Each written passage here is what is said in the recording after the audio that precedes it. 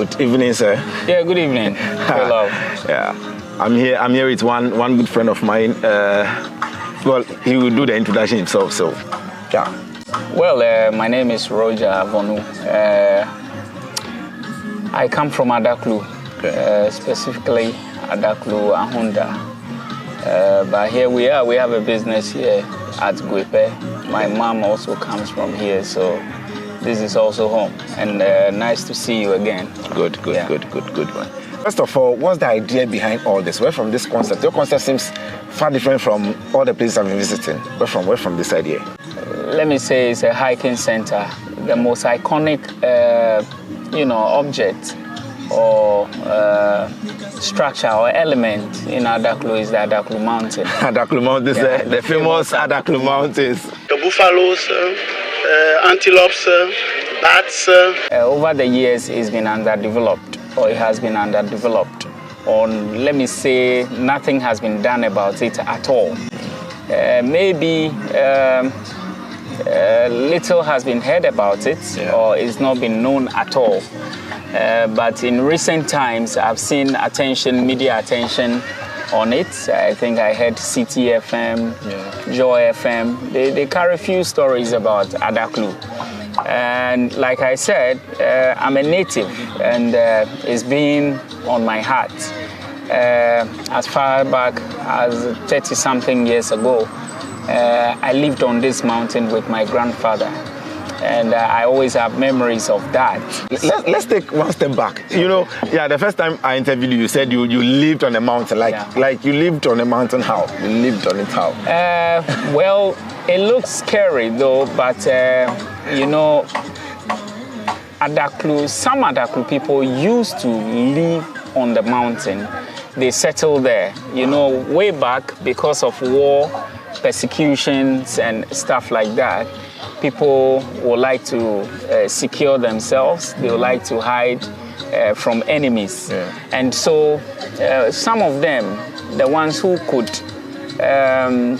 hike to the top, were hiding there. Or maybe let's call them like warriors. Okay. And of course, once they are there, they will need to survive. They started farming. And so our great-great-grandfathers had farms there, even though they moved downwards, the foot of the mountain, when civilization or, things were changing, they moved downwards, but they still had their farms there. And my grandfather, also had farm there before I was born. So, wow. And I mean, this is about 600 meters above sea level. Mm-hmm. And the most adventurous. I was a kid, and he took me there as, like his pet. And he had a farmhouse there, and he has gardens and stuff. And so before I could even recognize things, I think I was there. And so I would say my childhood life began there. It was home. I couldn't hike. He used to carry me on his shoulders, and then to hike this? Yeah, to hike this. Oh boy! And they even carry heavier things than a child me. They could carry like maybe more than 50 kg of I met a woman cocoyam, like that. corn, plantain, and stuff like that. So he used to carry me, and so we were living there. And for me, what I could remember about that is, okay, you could ask, okay, did you have access to electricity or something like that? No, but there were torch batteries like ever ready. Okay. He used to have he had his torch, which is a source of light for us.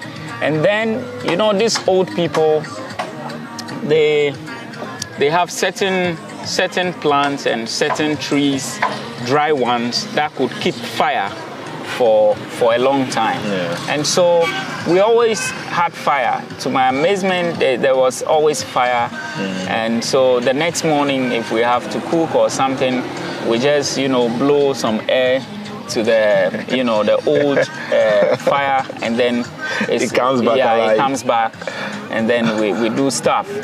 And that fire, there was one, separating our beds.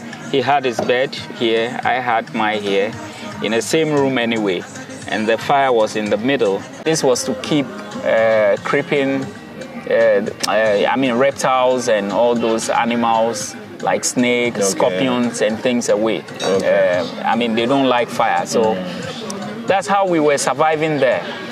And another nice story about the place was they used to have he showed me a big pot which belonged to his great-grandfather. Apparently that contained money, cowries, and they used to keep all their wealth there. Wow. And he told me, as at the time, they were supposed to change cowries to like pounds or something. That information didn't get to them at the top. Wow. So all that, amount of wealth or money, which was in a form of cowries, remained there. And it remained there until it became like valueless. There was no value anymore. No value to it anymore. And he showed it to me. It's a sad story anyway, but it was there now like a tourist attraction or something like that. Honey here is excellent. Yes.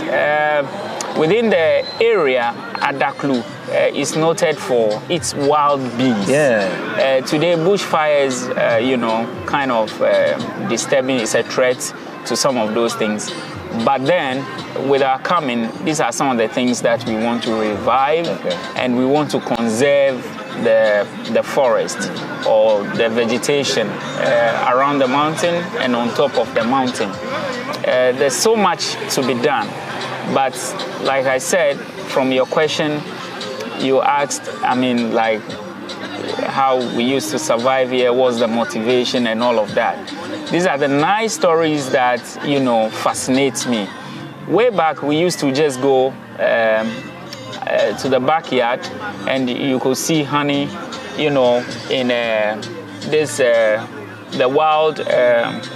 wild palm, like a date palm or raffia, you see honeycomb, and we could remove it and chew the comb and then bring some to the house, squeeze the honey out and all of that.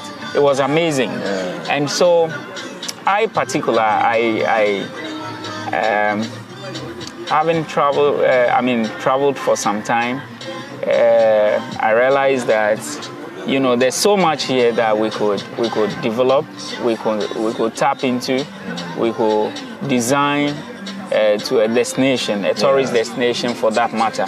This place that we are now used to be somebody's old plot with a very old building that we negotiated and took it. We broke down the building and then we pulled this structure, which is a wooden structure, but very fantastic, with a rooftop bar or with an up bar, top bar, and then we have the down that is for office, for shops, artifacts, produce from here, like honey. There's also one thing. This place used to be a cotton zone. They were growing their own cotton, and they were making their own fabric. The one the others use, the white cotton batakari, not the northern one. It was made here, and the old ladies used to make, I think it's called yarn or thread from the cotton or something like that. And then later they weave it to, small fabrics, and then it's sewn to batakari, small batakari. I'm hearing this. Oh yeah, and people still do this. So we put up this. First of all, this is on a major road, Adidome Road, and we need something by the roadside. Even though we are interested in developing the place into a resort and a hiking center, something must show by the roadside. And so we put up this, which is now an attraction on its own. it has a capacity to take over 200, 300 people at a go. They can have their drink, good music, good food. And we have a plan to even revive some of our old staple foods. Way back, you can just roast, you could just roast, say, like cocoyam, grind some pepper, mix it, and put red oil on it with some fish, and then you are gone. Want to revive those things. Yeah, okay. You could just roast something like a plantain, break it to smaller pieces, put some granules, with some kobe, nice. with your oil, and then you have your meal. This is December. Adaklu is the place, so we have to be here. And this could take you. Now things are tough. If you eat that, Charlie, it's gonna take you a long time. And we also want to have one of the best local kitchens, around this area. Right from the whole of Adaklu. We want to have the best local kitchen here, where you can enjoy your bush meats, smoked bush meats with fufu in the afternoon. We will try as much as possible to prepare soups that are local, that would have no additives. Exactly. We are missing those things. Things to put in to have taste and stuff like that. We know how to do it. There are ingredients from natural sources that you could put in this soup to make it amazing. Things that, let's say, the modern man imitated from the laboratory and put in the soup. We have them here. There are lots of organic farms here. We grow our own stuff here. And so that's going to be one of our main focus. We want people to come and enjoy something unique here, not your regular fufu in town, your regular banku with okra in town. The okra we are going to do here, first of all, everything we are going to be cooking here is going to be organic. And the soup is going to be like what our forefathers used to enjoy. And so it's going to be something everything way back. Sure, it's something that's going to be unique.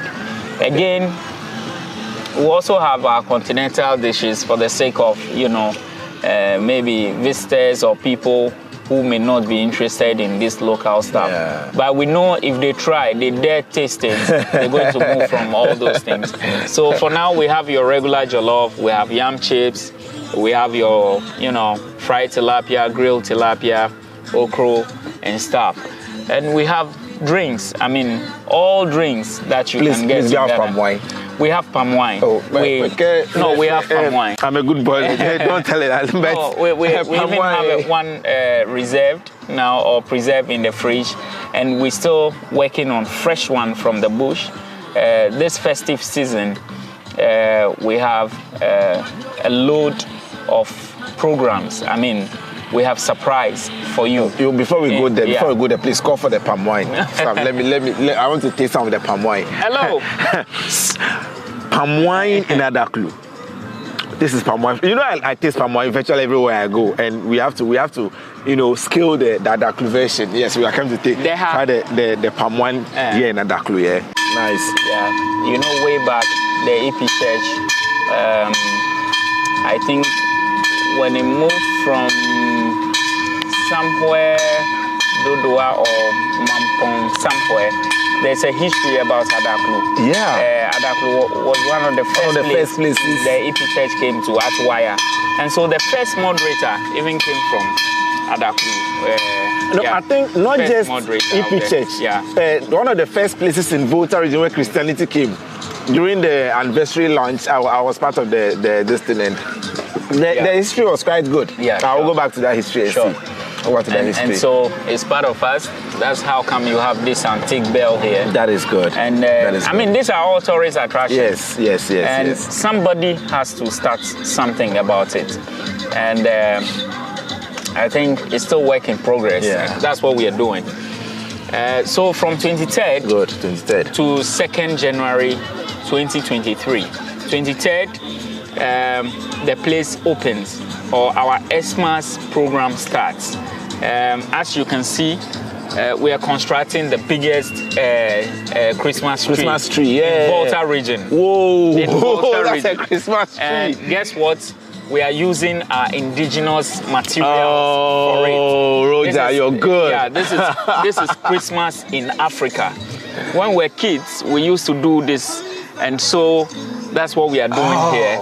And like I said, it's going to be the biggest local made Christmas tree in the whole of Volta. And we have our star, the star that the three wise men saw followed at the top there. And it's going to be, lit. This is the destination this Christmas. You can see that the weather is changing. Yeah. Once the sun is dropping, you start enjoying the natural breeze. It's getting cold here.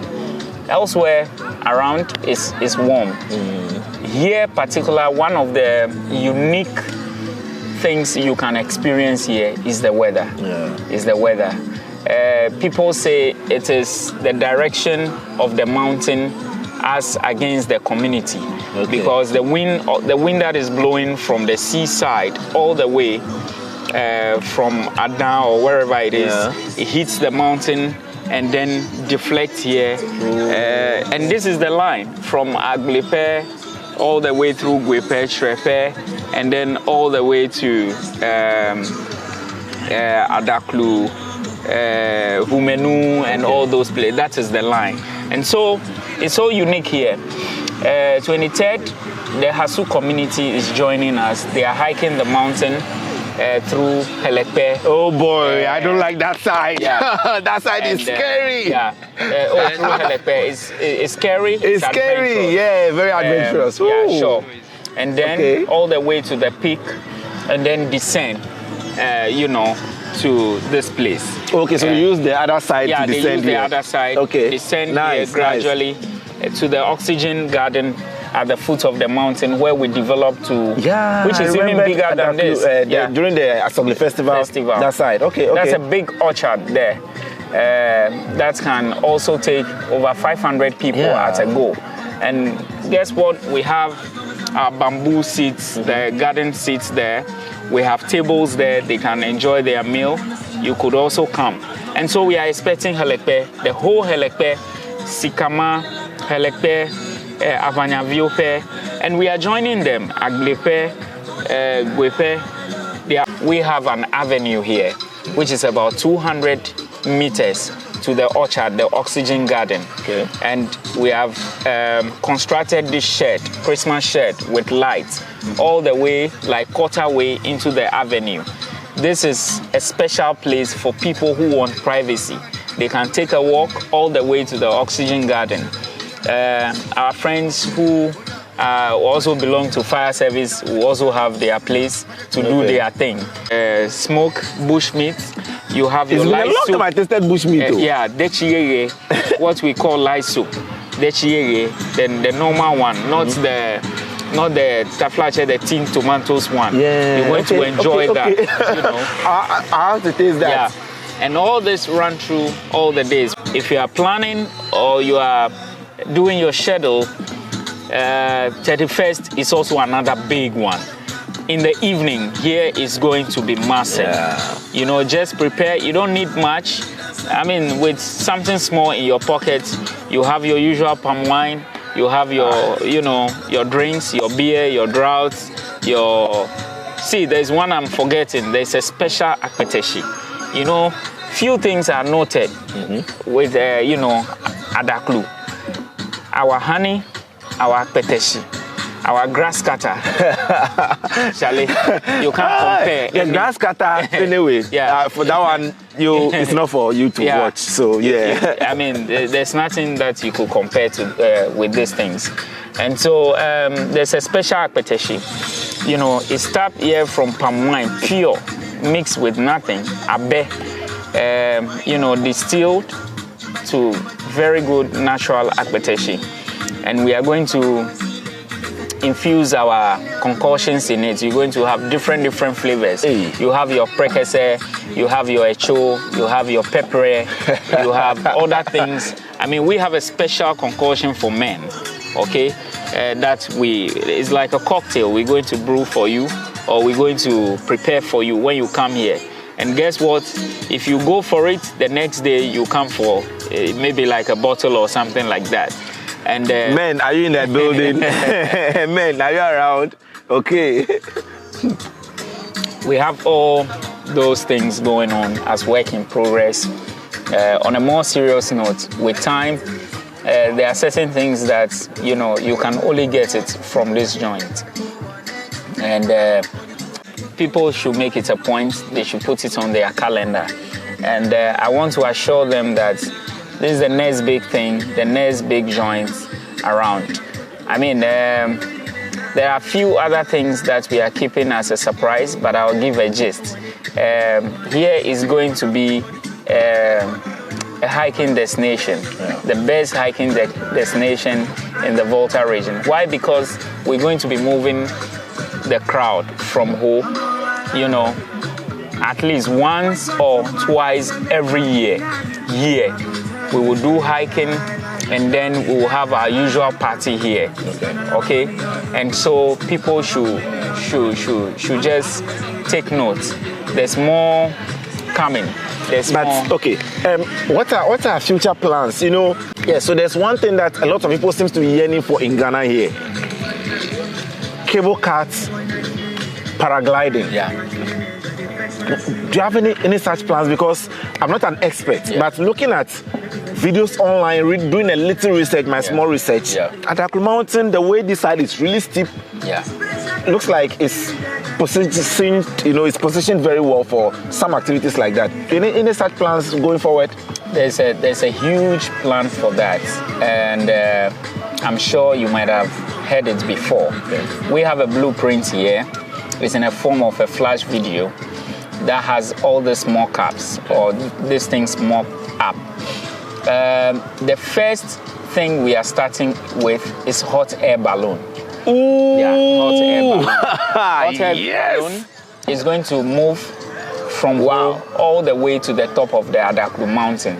And we are hoping and praying that at least maybe this Easter coming, we should have the first hot air balloon. Wow. We're going to be having zip lines, okay?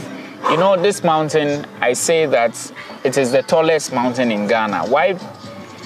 This is the only mountain that you start climbing from a very low level. It has the longest climbing time, It takes you, a first timer, about 3 hours to get to the top, the peak, and about another 2.5 hours or 2 hours, 45 minutes to get down or to come to the bottom. And it's the most adventurous mountain. I'm now getting your point. Yeah. So, let's say Gimi is about 800 meters. But driving there, the vehicle does most of the climbing for you before you reach the town. Exactly. Oh, I see. I get your point now. But this one... right from the foot, right from the foot, just maybe few meters above sea level or below sea level, you start climbing. Okay? And so it has the longest and the most adventurous, it's a pure climb. Hiking in Ghana. Oh, okay. This one, the Ghana Mountaineers Association, they confirm this. Okay? Nice. Aside that, it has some of the most steepest and tallest, as for that one, I can confirm it. You can see.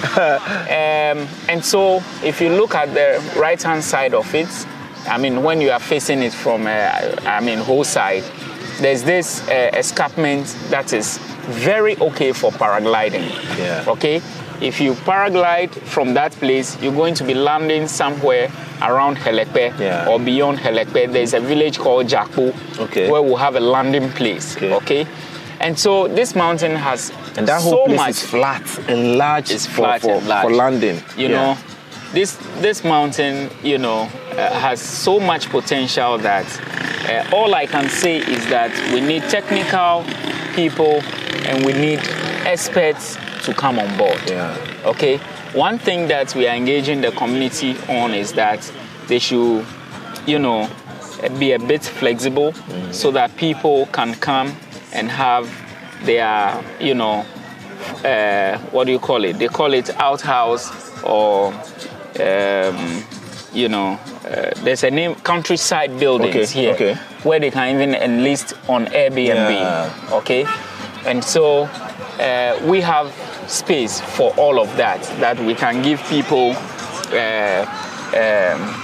pieces of land to put up, tree houses, wooden chalets, exclusive, houses, in the bush and in the forest here, okay?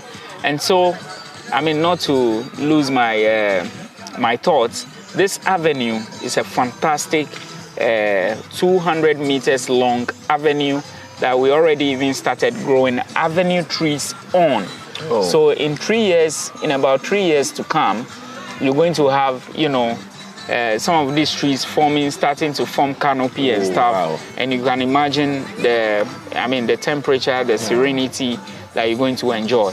This place is going to have the biggest Xmas market, trust me, because we have the largest place for events.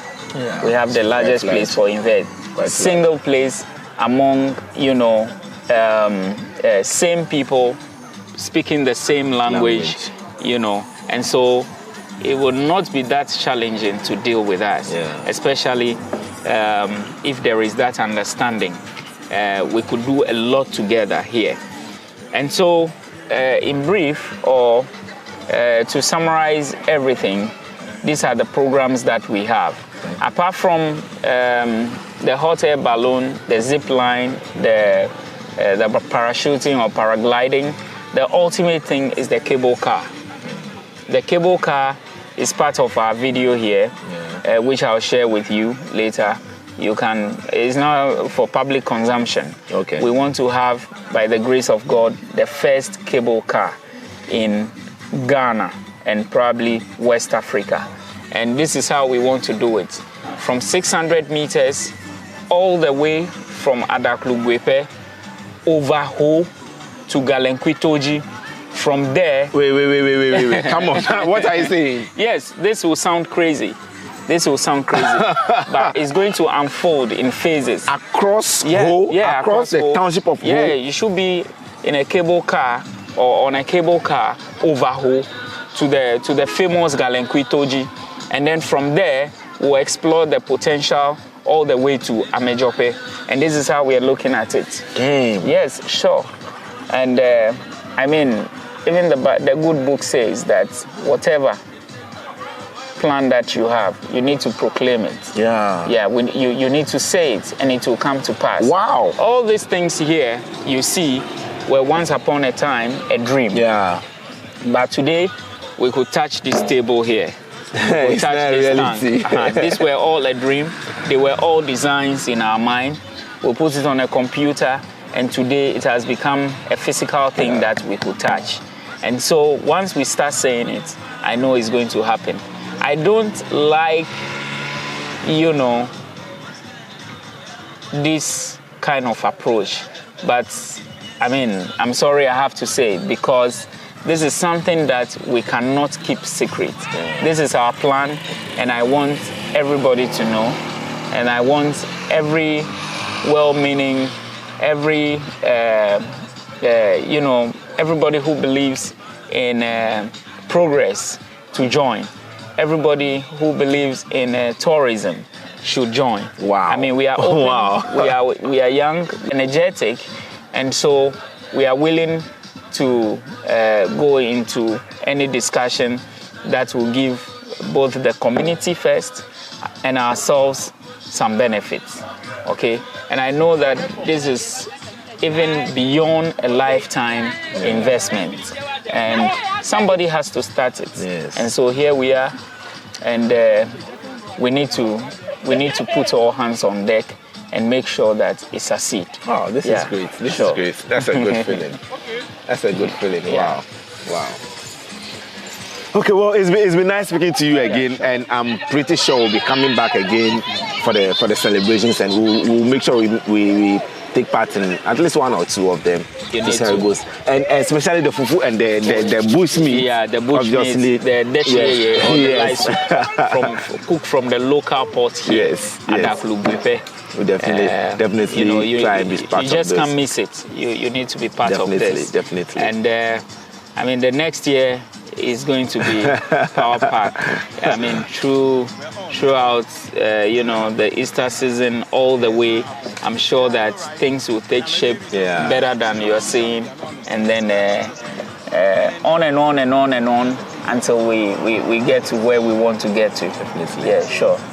Okay, it's been great. Always great meeting you again. Nice talking to you too. Nice speaking and to you. Keep up the good work. Sure. I've been seeing most of your posts. I realize you are passionate about Volta. Yeah. Volta, there's so much. I mean, we haven't even tapped even 1,000th of it.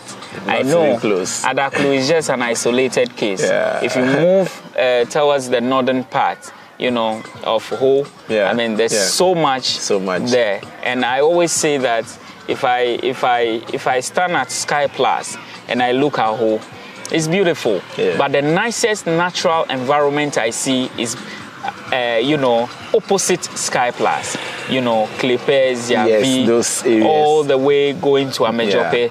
That view is fantastic. I'm just praying that we should have a proper plan for that topography, that mountain or mountainous area there.